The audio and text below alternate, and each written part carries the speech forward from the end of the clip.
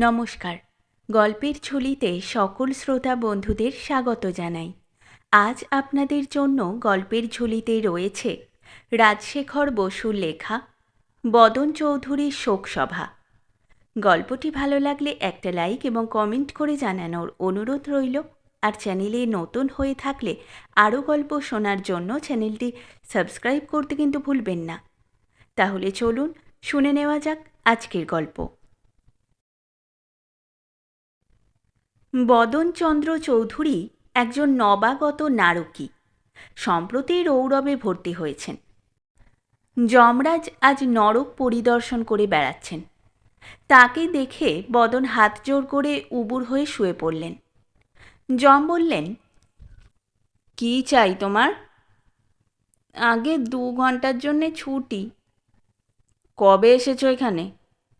আজ 1 মাস হলো। এর মধ্যেই ছুটি কেন? ছুটি নিয়ে কি করবে? আগে একবার মর্তলোকে যেতে চাই। আজ বিকেলে 5টার সময় ইউনিভার্সিটি ইনস্টিটিউটে আমার জন্যে শোক সভা হবে। বড্ড ইচ্ছে করছে একবার দেখে আসি। জমালয়ের নিবন্ধক অর্থাৎ রেজিস্ট্রার চিত্রগুপ্ত কাছেই ছিলেন। যম তাকে প্রশ্ন করলেন, এই প্রেতটার প্রাক্তন কর্ম কি? চিত্রগুপ্ত বললেন, এর পূর্ব নাম বদনচন্দ্র চৌধুরী। পেশা ছিল ওকালতি, তেজারতি আর নানা রকম ব্যবসা। প্রায় 10 বছর কর্পোরেশনের কাউন্সিলর আর 5 বছর বিধানসভার সদস্য ছিল। 1 মাস হলো এখানে এসেছে। হরেক রকম বজ্জাতির জন্য 1000 বছর নরকবাসের দণ্ড পেয়েছে। এখন রৌরব নরকে বিভাগে আছে। বর্তমান আচরণ ভালোই। ঘণ্টা 2-এর জন্য ছুটি মঞ্জুর করা যেতে পারে। শোকসভায় ওর বন্ধু আর স্তাবকরা কে কি বলে তা শোনবার জন্য আগ্রহ হওয়া ওর পক্ষে স্বাভাবিক। ও খবর পেলে কি করে যে আজ শোকসভা হবে? খবরের অভাব কি ধর্মরাজ? রোজ কত লোক মরছে আর সোজা নরকে চলে আসছে, তাদের কাছে থেকেই খবর পেয়েছে। যম আজ্ঞা দিলেন, বেশ, 2 ঘন্টার জন্য ওকে ছেড়ে দাও। সঙ্গে একজন প্রহরী থাকে যেন। চিত্রগুপ্ত হাঁক দিয়ে বললেন, ওহে কাকজং, তুমি এই পাপীর সঙ্গে মর্তলোকে যাও। দেখো যেন নতুন পাপ কিছু না করে। ঠিক 2 ঘন্টা পরেই ফেরত আনবে। যে আজ্ঞে বলে যমদূত কাকজং বদন চৌধুরীর হাত ধরে জমালয় থেকে বেরিয়ে গেল। অনন্তর যমরাজ অন্য এক মহলে এলেন। তাকে দেখে ঘনশ্যাম ঘোষাল কৃতাঞ্জলি পুটে দণ্ডবৎ হলেন। যম বললেন, তোমার আবার কি চাই? আগে 2 ঘন্টার জন্যে ছুটি, একবার মর্তলোকে যেতে চাচ্ছি। তোমারও শোকসভা হবে নাকি? এখানে এসেছো কবে? 2 বছর হলো এখানে এসেছি। রৌরবে বিভাগে আছি। আমার জন্যে কেউ শোকসভা করেনি প্রভু। বন্ধুরা বড়ই নিমকহারাম। আমার মৃত্যুর পর আমারই কালকেতু কাগজে মোটে আধ কলম ছেপেছিল। একটা ভালো ছবি পর্যন্ত দেয়নি। বদন চৌধুরী আমার বন্ধু ছিলেন, তারই শোকসভায় যাবার জন্য ছুটি চাচ্ছি। চিত্রগুপ্ত তার খাতা দেখে বললেন, তুমি অতি পাজি প্রেত। জমালয় এসেও মিছে কথা বলছো। তোমার কাগজে তো চিরকাল বদন চৌধুরীকে গালাগালি দিয়েছ। আগে সম্পাদকের কঠোর কর্তব্য হিসেবে তা করতে হয়েছে, কিন্তু আগে বদনের সঙ্গে আমার খুব হৃদ্যতা ছিল, পরে মনান্তর হয়। এখন মরণের পর শত্রুতার অবসান হয়েছে। মরণান্তানি বৈরানি, আমরা আবার বন্ধু হয়ে গেছি।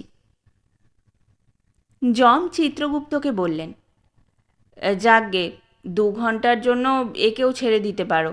সঙ্গে যেন একটা প্রহরী থাকে। চিত্রগুপ্তের আদেশে যমদূত ভৃঙ্গরোল ঘনশ্যামের সঙ্গে গেল।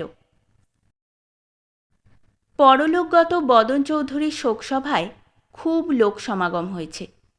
বেদির উপরে আছেন সভাপতি অবসরপ্রাপ্ত জেলা জজ রায়বাহাদুর গোবর্ধন মিত্র। তার ডান পাশে আছেন প্রধান বক্তা প্রবীণ অধ্যাপক আঙ্গিরস গাঙ্গুলি।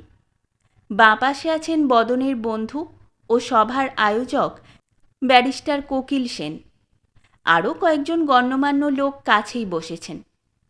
বক্তাদের জন্য দুটো মাইক্রোফোন খাড়া হয়ে আছে এবং সবার বিভিন্ন স্থানে গোটাকতক লাউড স্পিকার বসানো হয়েছে। বদন চৌধুরী তার রক্ষী যমদূতের সঙ্গে বেদির উপরেই দাঁড়িয়েছিলেন। ঘনশ্যাম ঘোষালকে দেখে বললেন, তুমি কি মতলব এখানে এসেছো? সভা পণ্ড করতে চাও নাকি? ঘনশ্যাম বললেন, আরে না না, পণ্ড করব কেন? তুমি হলে আমার পুরনো বন্ধু, তোমার গুণকীর্তন শুনে প্রাণটা ঠান্ডা করতে এসেছি। যমরাজ আজ খুব সদয় দেখছি, দুটো নারকীকে ছুটি দিয়েছেন। প্রধান বক্তা আঙ্গিরস গাঙ্গুলির পিছনে বদন চৌধুরী এবং সভাপতি গোবর্ধন মিত্রের পিছনে ঘনশ্যাম ঘোষাল দাঁড়ালেন। দুই যমদূত নিজের নিজের বন্দির কাঁধে হাত দিয়ে রইল। সবার কোনো লোক এই চারজনের অস্তিত্ব টের পেলে না। প্রথমেই শ্রীযুক্তা ভূপালী বসুর পরিচালনায় সঙ্গীত হল। আজি স্মরণ করি পুণ্যচরিত বদনচন্দ্র চৌধুরীর, সেই স্বর্গগত রাজর্ষির, লোকমান্য অগ্রগণ্য কর্মযোগী ধর্মবীর ইত্যাদি। গান থামলে বাঁশি আর মাদলের করুণ সঙ্গত সহযোগে কুমারী লুলু চ্যাটার্জি একটি সময়োচিত শোকনৃত্য নাচলেন। তারপর সভাপতির আজ্ঞাক্রমে অধ্যাপক আঙ্গিরস গাঙ্গুলি মৃত মহাত্মার কীর্তিকথা সবিস্তারে বলতে লাগলেন। আজ যার স্মৃতিতর্পণের জন্য আমরা এখানে এসেছি, তিনি আমাদের শোক সাগরে নিমজ্জিত করে দিব্যধামে গেছেন। কিন্তু আমি স্পষ্ট অনুভব করছি যে তার আত্মা এই সভায় উপস্থিত থেকে আমাদের শ্রদ্ধাঞ্জলি গ্রহণ করছেন। স্বর্গত বদনচন্দ্র চৌধুরী আকারে, চরিত্রে, কর্মে, ধর্মে এক লোকোত্তর মহিয়ান পুরুষ ছিলেন। তার এই তৈলচিত্রের দিকে চেয়ে দেখুন, কি বিরাট সৌম্য মূর্তি, নিবিড় শ্যামবর্ণ, শালুকপ্রাংশু বিশাল বপু, পদ্মপলাশ নেত্র, আবক্ষ লম্বিত শ্বশ্রু। তিনি একাধারে কর্মযোগী, ধর্মযোগী আর জ্ঞানযোগী ছিলেন। যেমন উপার্জন করেছেন, তেমনই বহুবিধ সৎকার্যে ব্যয়ও করেছেন। এক কথায় তিনি যে একজন খাঁটি রাজর্ষি ছিলেন, তাতে বিন্দুমাত্র সন্দেহ নেই। আশা করি তার উপযুক্ত পুত্রগণ তাদের পুণ্যশ্লোক পিতৃদেবের পদাঙ্ক অনুসরণ করবেন। এই রকম বিস্তর কথা আঙ্গিরসবাবু 1 ঘণ্টা ধরে শোনালেন। ঘনশ্যাম জনান্তিকে বললেন, আহা, কানে যেন মধু ঢেলে দিলে, নয় হে বদন? তারপর একজন তরুণ কবি একটি গদ্য কবিতা পাঠ করলেন। আকাশের গায়ে সোনালি আঁচড়, কিসের দাগোটা? দিব্যরথের টায়ারের কর্ষণ। ওই সড়কে বদনচন্দ্র দেবযানে গেছেন, কে তার জন্য অপেক্ষা করছে? উর্বশী না আফ্রিদিতি ইত্যাদি। আরও কয়েকজন বক্তৃতা দেবার পর ব্যারিস্টার কোকিল সেন দাঁড়ালেন।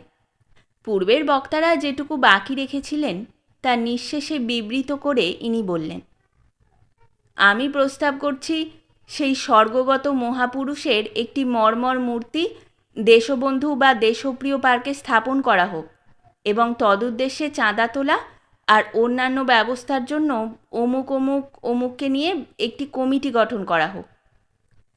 পিছনের বেঞ্চ থেকে একজন শ্রোতা বললেন, বদন চৌধুরীকে আমরা বিলক্ষণ জানতুম, মরা মানুষের নিন্দে করতে চাই না, কিন্তু তার মূর্তির জন্য আমরা কেউ 1 পয়সা চাঁদা দেব না। সবাই হাততালি হলো, প্রথমে অল্প, যেন ভয়ে ভয়ে, তারপর খুব জোরে। গোলমাল থামলে কোকিল সেন বললেন, আমরা অশ্রদ্ধার দান চাই না, মৃত মহাপুরুষের পুত্রগণই সব খরচ দেবেন। বেদির উপর থেকে একজন আস্তে আস্তে বললেন, হিয়ার হিয়ার। অতঃপর সভাপতি গোবর্ধন মিত্রের বক্তৃতার পালা। জজিয়তির সময় তিনি লম্বা লম্বা রায় দিয়েছেন, 2-4টে ফাঁসির হুকুমও তার মুখ থেকে বেরিয়েছে, কিন্তু সভায় কিছু বলতে গেলেই তিনি নার্ভাস হয়ে পড়েন। তার বক্তব্য কোকিল সেনই লিখে দিয়েছেন। গোবর্ধনবাবু দাঁড়িয়ে উঠে তার ভাষণটি পড়বার উপক্রম করছেন, এমন সময় হঠাৎ ঘনশ্যাম তড়াক করে লাফিয়ে তার কাঁধে চললেন। যমদূত ভৃঙ্গরোল আটকাতে গেল, কিন্তু ঘনশ্যাম নিমেষের মধ্যে গোবর্ধনবাবুর কানের ভিতর দিয়ে তার মরমে প্রবেশ করলেন। মানুষের শরীরের মধ্যে যেটুকু ফাঁক আছে তাতে একটা আত্মা কোনো গতিকে থাকতে পারে, কিন্তু একসঙ্গে দুটো আত্মার জায়গা নেই। ঘনশ্যাম ঢুকে পড়ায় গোবর্ধনবাবুর নিজের আত্মাটি কোণঠাসা হয়ে গেল।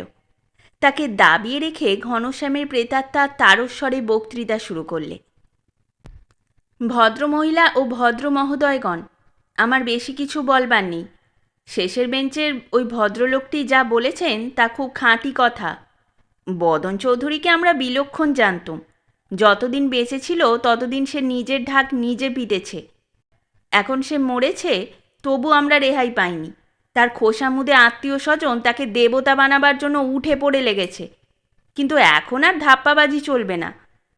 বদন স্বর্গে যায়নি, নরকেই গেছে। অমন জোচ্চোর ছ্যাঁচোর হারামজাদা লোক আর হবে না মশাই। কত মক্কেলের সর্বনাশ করেছে। কর্পোরেশনে আর অ্যাসেম্বলিতে থাকতে হাজার হাজার টাকা ঘুষ খেয়েছে। পারমিটে আর কালোবাজারে লক্ষ লক্ষ টাকা। বদন চৌধুরী চুপ করে থাকতে পারলেন না। যমদূত কাকজংকে এক ধাক্কায় সরিয়ে দিয়ে তিনি অধ্যাপক আঙ্গিরস গাঙ্গুলির শরীরে ভর করলেন। দ্বিতীয় মাইকটা টেনে নিয়ে চিৎকার করে বললেন, আপনারা বুঝতেই পারছেন যে আমাদের মাননীয় সভাপতি মশাই প্রকৃতিস্থ হয়ে নেই। যে লোকটা পুণ্যশ্লোক রাজর্ষি বদনচন্দ্রের ঘোর শত্রু ছিল, সেই নটোরিয়াস কাগজি গুন্ডা কালকেতু সম্পাদক ঘনা ঘোষালের প্রেতই সভাপতির ঘাড়ে চেপেছে এবং এই অসহায় গোবেচারা ভদ্রলোকের মুখ দিয়ে অশ্রাব্য কথা বলছে। সভাপতির জবানিতে ঘনশ্যাম বললেন, একেবারে ডাহা মিথ্যে কথা। সেই বজ্জাত বদনার ভূতি আমাদের শ্রদ্ধেয় অধ্যাপক আঙ্গিরস গাঙ্গুলি মশাইকে কাবু করে যা তা বলছে। আঙ্গিরস গাঙ্গুলির মারফত বদন চৌধুরী বললেন, আপনারা কি সেই ব্ল্যাকমেলার শয়তান ঘনা ঘোষালকে ভুলে গেলেন? ব্যাটা টাকা খেয়ে তার কাগজে কালোবাজারি চোরদের প্রশংসা ছাপত, টাকা না পেলে গাল দিত। মন্ত্রীদের ভয় দেখিয়ে সে নিজের ওয়ার্থলেস ছেলে মেয়ে শালা শালিদের জন্যে ভালো ভালো চাকরি জোগাড় করেছিল। স্বর্গত মহাত্মা বদন চৌধুরী তাকে ঘুষ দেননি। সেই রাগে ঘনা ঘোষালের ভূত আজ নরককুণ্ডু থেকে উঠে এসে এখানে কুৎসা রটাচ্ছে। ও দুর্গন্ধে সভা ভরে গেছে, টের পাচ্ছেন না? ভূতের কথায় কান দেবেন না আপনারা। সভায় তুমুল কোলাহল উঠল।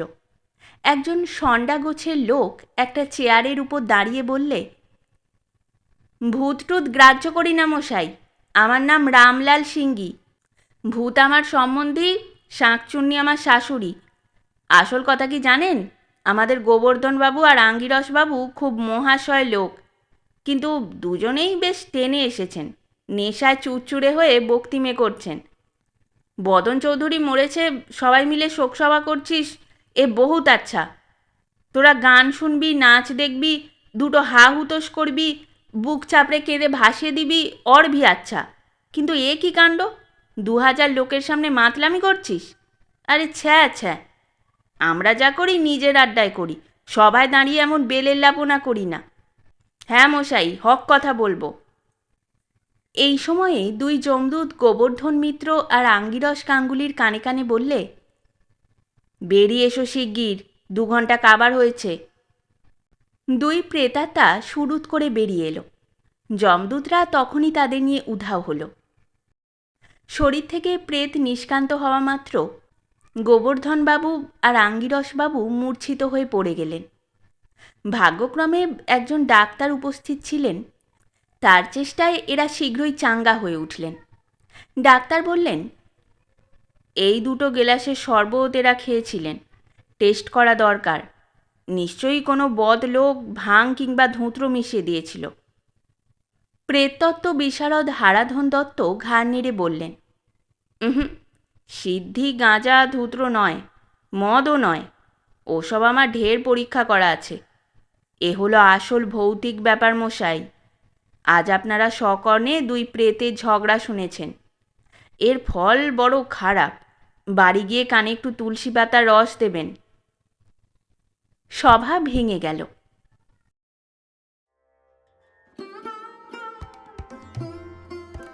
শেষ হলো আমাদের আজকের গল্প। গল্প পাঠে এবং বিভিন্ন চরিত্রে আমি তৃষিতা। গল্পটি ভালো লাগলে লাইক এবং শেয়ার করে দেবেন। আর চ্যানেলে নতুন হয়ে থাকলে আরও গল্প শোনার জন্য চ্যানেলটি সাবস্ক্রাইব করতে কিন্তু ভুলবেন না। খুব তাড়াতাড়ি নতুন একটি গল্প নিয়ে ফিরে আসব। সকলে ভালো থাকুন, শুনতে থাকুন গল্পের ঝুলি।